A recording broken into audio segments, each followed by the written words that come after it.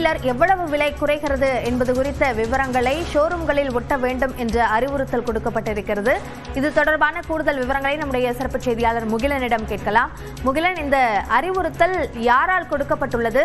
இது கொடுக்கப்பட்டதற்கான அவசியம் என்ன?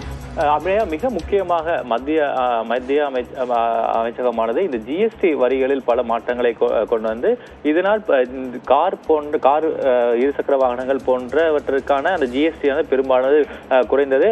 அண்மையில் நியூஸ் 18 குழுமத்திற்கு பேட்டி அளித்த மத்திய நிதியமைச்சர் நிர்மலா சீதாராமன் கூட இந்த ஜிஎஸ்டியை குறைத்தாலும் அது கடைசி மனிதர் வரை சென்றடைவதை தான் உறுதி செய்ய போவதாகவும் அதாவது அந்த அனைத்து நிறுவனங்களும் அந்த பல துறைகளும் இந்த ஜிஎஸ்டி குறைப்புக்கு ஏற்ப அந்த விலைகளை குறைப்பதை தான் தனிப்பட்ட முறையில் அதை கண்காணிக்க போவதாகவும் தெரிவித்திருந்தார்.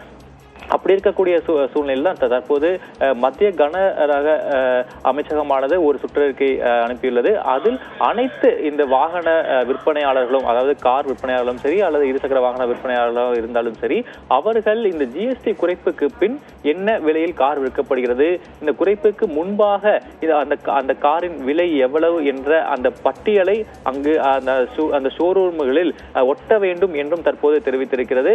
அது மட்டுமல்லாமல் தற்போது ஏற்கனவே நாம் பார்த்திருக்கிறோம், அந்த ஜிஎஸ்டி குறைத்த உடனே பல முன்னணி நிறுவனங்கள், டாடா, மஹிந்திரா போன்ற ஹுண்டாய் போன்ற பல முன்னணி நிறுவனங்கள் அந்த காரின் விலையை அந்த ஜிஎஸ்டி குறைப்புக்கு ஏற்றவாறு குறைத்தனர். அதாவது 28% 18% குறைக்கப்பட்டது.